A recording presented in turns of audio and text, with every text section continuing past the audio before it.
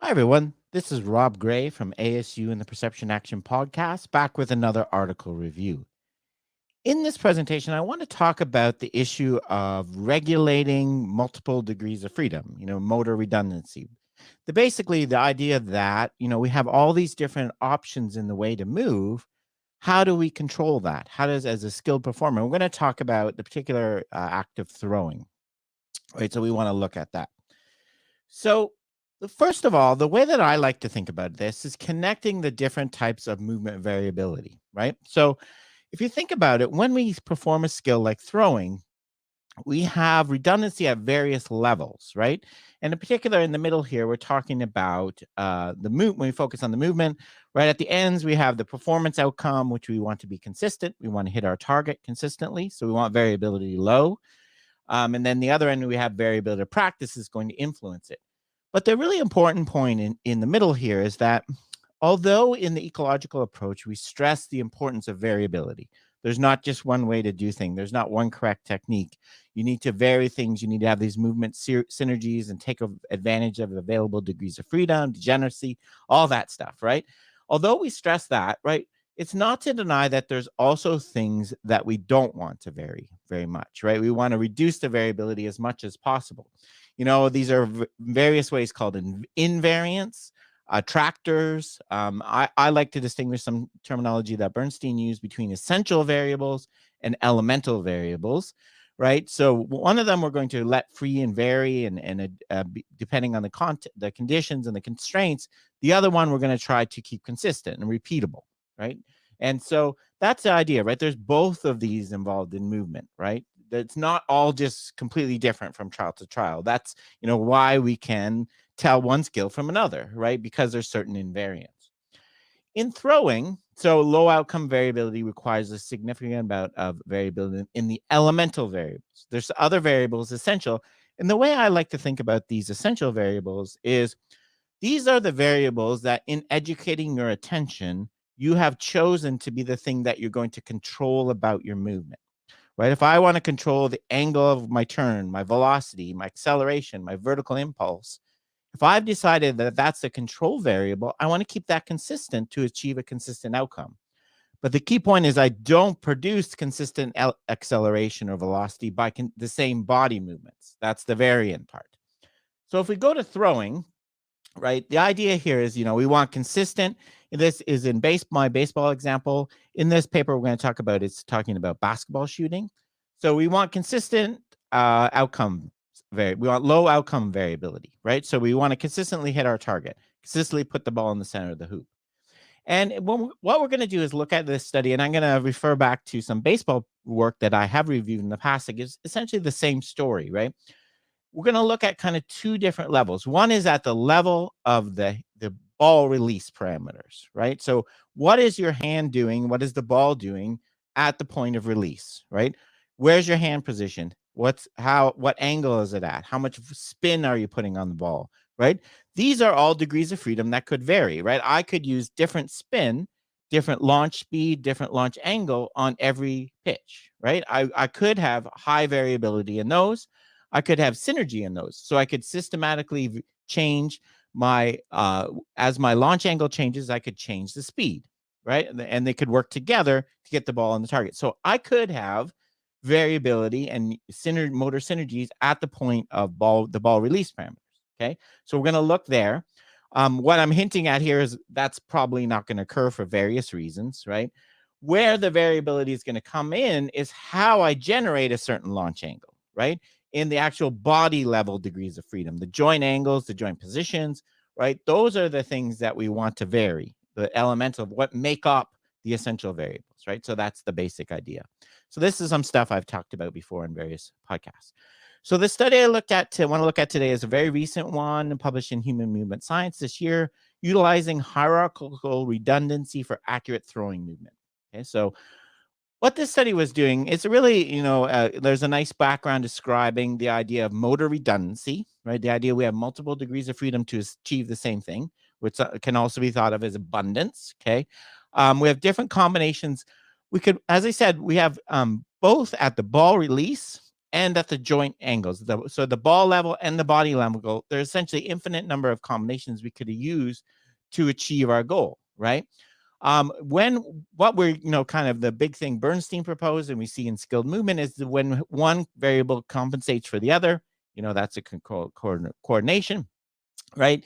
And they're introducing here in this, they're using the term hierarchical redundancy. Obviously, there's body level, which follows ball level, right? So it's in a hierarchy. There's a different levels at which you have degrees of freedom, right? And importantly, ball level recurs later than the body level. Okay, so that's kind of the basic background.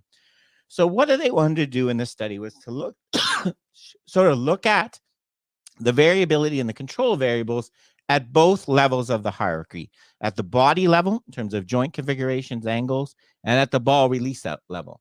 And they're going to use what they're going to measure, we'll show in a second, tolerance, noise, and covariation. Okay, so we'll look at these different things. Okay, and importantly, the interesting idea they propose here is that covariation is probably where we're using correcting errors, right? We're not correcting errors by changing the basic launch angle or the spin, right? The invariance. We're correcting errors by changing the variance. Okay, so that's kind of one of the things they hypothesized. So what they did in this, they had 8 college basketball players and 1 professional player shooting free throws. Okay, and they're using motion tracking. The the one factor they manipulated in the study with the college players was the presence or absence of feedback. So what they did was they had the participants close their eye after they released the ball. They also wore headphones so they couldn't hear the sound of it hitting the rim, right? So in some conditions you could see and hear the ball, in some you couldn't. So they did 50 of each. The professional one just did 100 regular free throws. So this feedback wasn't manipulated. What they did was to measure, right, a different kind of at these 2 levels for the ball release parameters, right? So what we're here is talking about when you release the free throw, what's the speed, the angle, the spin, the hand position, how high or low, so on. They created something I've talked about before in previous series. There's what's called a solution manifold, right?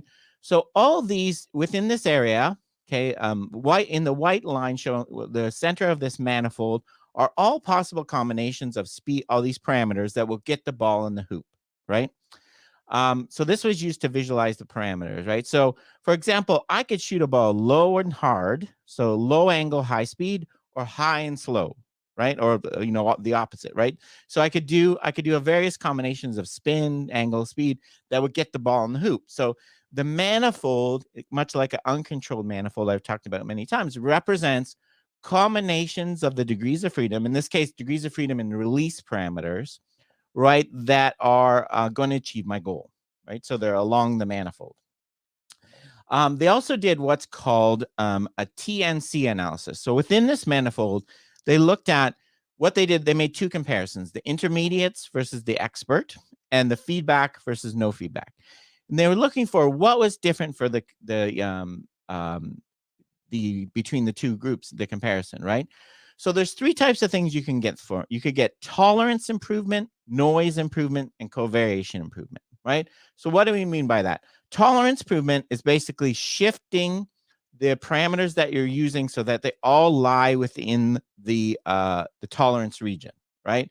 So using combinations of angle and speed and things like that so that I'm within the tolerance region. Okay. Noise improvement is essentially reducing the variability in parameters themselves, right? So I could vary speed and release angle from shot to shot, or I could try to keep those as consistent as possible. Because keeping them as consistent as possible, that's noise reduction, right? That's reducing the noise. The last one, obviously, is one we see in a lot of skill performance is covariation. That's where I'm varying the parameters from shot to shot, that release speed, release angle, and they're working together, right? So if I lower the angle, I change my speed, put more spin on it, so on. So they wanted to see, was the expert better because they reduced tolerance, they improved tolerance, noise, or covariation. When we removed feedback, did that change these 3 parameters? So that's looking at, these are all the analysis of the ball release parameters, right?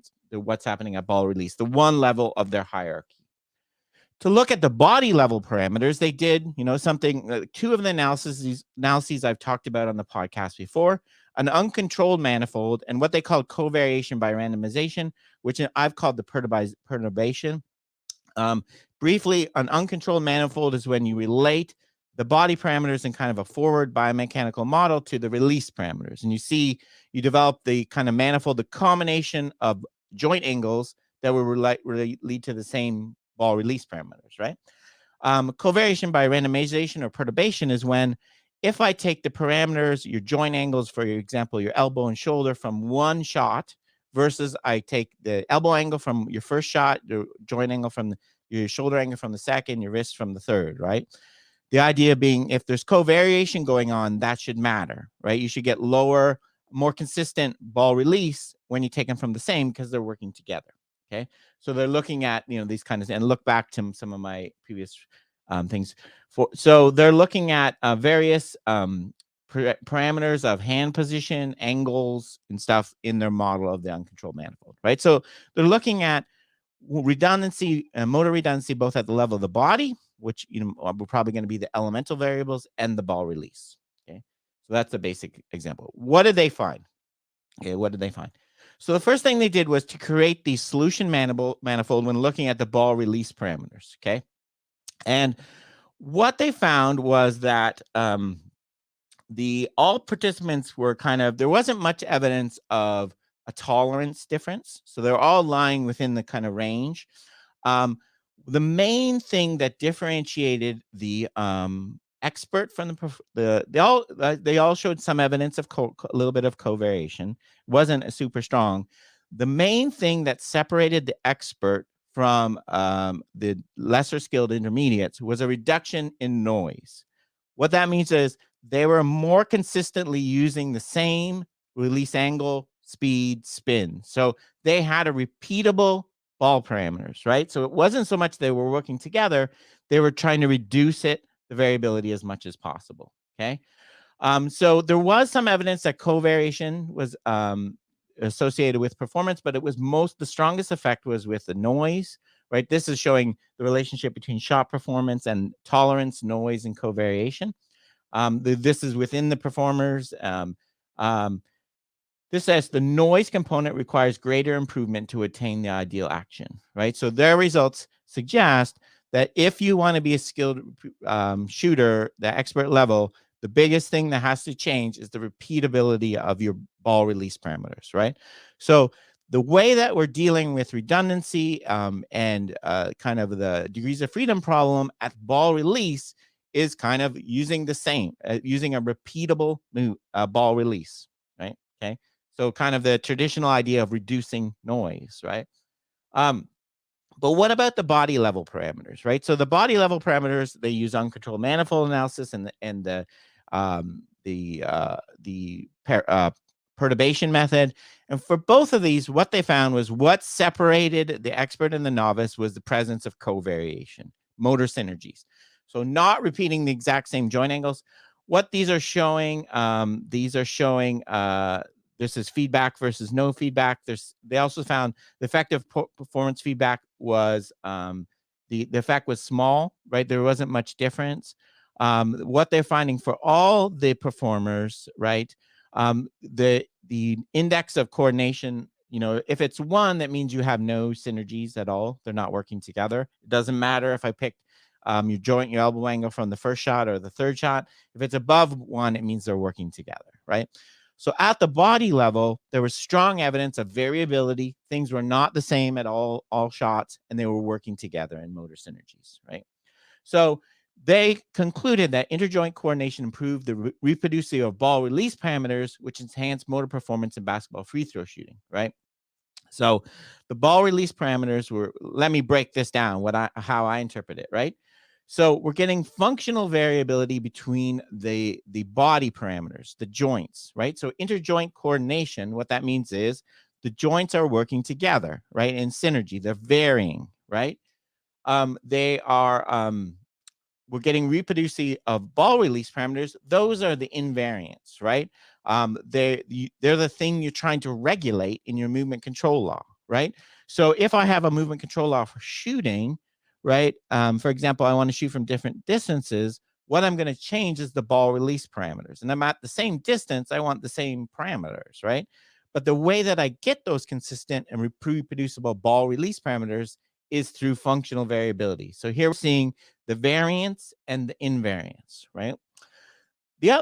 And this makes sense, right? If you think about movement, right? Having synergies, having things work together, this functional variability requires that I'm picking up online, right? The information about my joint angles, right? I'm picking up, I'm doing prospective control. I'm picking up things online. That is going to be way more effective when I'm doing things that happens earlier in the movement, right? My shoulder elbow, my elbow angle, my wrist angle, right?